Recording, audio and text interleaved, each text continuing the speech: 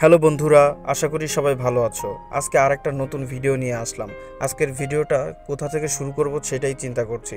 আজকে আমরা আসছি নারায়ণগঞ্জে প্রিয়াঙ্কার খালার বাসায় চলে এসেছি এবং খালার বাসায় আসার পরে আমরা একদিন থাকি এবং পরবর্তী দিন আমার অফিস থাকার কারণে খুবই সকালবেলায় বাসা থেকে বের হয়ে যায় এবং ঢাকার উদ্দেশ্যে রওনা করি। তোমরা দেখতে পাচ্ছ এখন মাত্র সূর্য উঠেছে এবং সকালটা ছিল শীতের। আমরা রিকশায় করে সামনের দিকে আগাচ্ছি। আমাদের বাসে ওঠার জন্য একটা নদী পাড়ি দিতে হবে এবং এই নদীতে খেয়া পার হয়ে তারপরে যেতে হবে, যেটা আসলে অনেকটা অ্যাডভেঞ্চার এবং রোমাঞ্চকর। আমি বহুত দিন পরে আজকে নৌকায় উঠবো এবং এরকম নদী পাড়ি দিয়ে যে যেতে হবে এটা আসলে খুবই ভালো লাগছে। সকালটাও খুবই ভালো লাগছে, একদম নিরিবিলি পরিবেশ, কোথাও কোনো হট্টগোল নেই, কোনো যানজট নেই, দুজন রিল্যাক্সে চলে যাচ্ছি এবং শীতের সকালটা এতটাই ভালো লাগছে যা বলার বাইরে। তাই তোমাদের জন্য নিয়ে আসলাম এই ভিডিওতে আমাদের কাটানো কিছু বিশেষ মুহূর্ত। এখন আমরা রিকশায় উঠে চিন্তা করছি যে এই শীতের মধ্যে যে যাচ্ছি তাহলে সকাল বেলায় কয়টার দিকে পৌঁছাবো, জ্যামে পড়বো কিনা।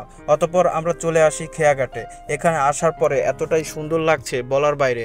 আমি আসলে এত সকালবেলায় নদীর তীরে কখনোই আসি নাই এবং সর্বোপরি কথা হচ্ছে খেয়াঘাটে এসে খেয়া পাড়ি দিয়ে যে ওই পাশে যেতে হবে এটাই আমার প্রথম। আর এটা হচ্ছে নারায়ণগঞ্জের গুদারাঘাট বলে এটাকে। এখানে এখনো 5 টাকা করে নৌকা পার হতে হয় এবং ঘাটেও টাকা দিতে হয়। তোমরা দেখতে পাচ্ছ এখানে কত সুন্দর নদীর পাশে রাস্তা এবং বিল্ডিং রয়েছে।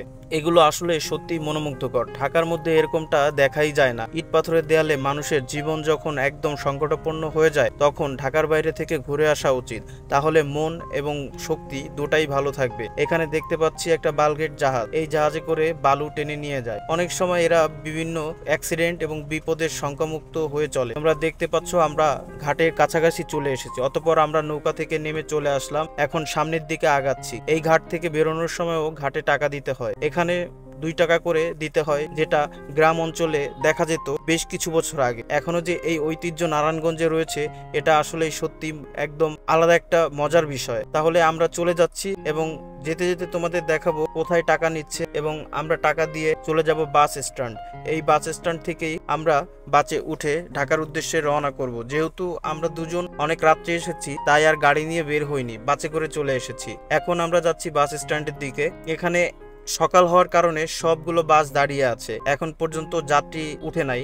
আমরাই প্রথম এসেছি। এখানে এসে দেখি যে না, বাসে কিছু যাত্রী এখনো রয়েছে, তবে বাস পুরোপুরি না ভরার কারণে বাস ছাড়তে কিছুটা লেট হবে। ঠিক আছে, সমস্যা নেই। অতঃপর বাসটা ছেড়ে দিল এবং আমরা টিকিট কেটেছি। টিকিটগুলা ওয়ালেটের মধ্যে ভরে রেখেছি যে যদি কখনো চেক করতে চাই অবশ্যই যাতে দিতে পারি। এরপরে বাসের মধ্যে বসে পড়লাম। এখন চিন্তা করছি কতটা সকালে পৌঁছাতে পারি, কারণ যত সকালে পৌঁছাবো ততই ভালো, কারণ সকাল থেকে যখন সময় বেশি দূর আগাবে তখনই জ্যাম শুরু হয়ে যাবে। ফাইনালি আমরা চলে এসেছি মেট্রো রেল স্টেশনে। এখান থেকে আমরা চলে যাব মিরপুর 10-এ। মেট্রো রেলেও এসে দেখি একদম ফাঁকা, যার মানেই বোঝা যাচ্ছে যে আমরা অনেক সকাল এখানে এসে পৌঁছেছি এবং কোনো সমস্যা ছাড়াই এখানে পৌঁছে গেছি আলহামদুলিল্লাহ। এখন দেখার বিষয় যে টিকিটের কি অবস্থা। এসে দেখি টিকিট কাউন্টারে একদম ফাঁকা, তাই মেশিনে প্রিয়াঙ্কা টিকিট কাটছে এবং আমরা মিরপুর 10-এ পৌঁছানোর পরেই ওকে বাসায় রেখে আমি চলে যাব অফিসে। তাহলে বন্ধুরা, ভিডিওটি কেমন লাগলো অবশ্যই জানাবে এবং ঢাকায় থেকে যারা একদম দম বন্ধ কর অবস্থা তারা অবশ্যই গ্রামের দিকে ঘুরতে যাবে, আশা করি ভালো লাগবে।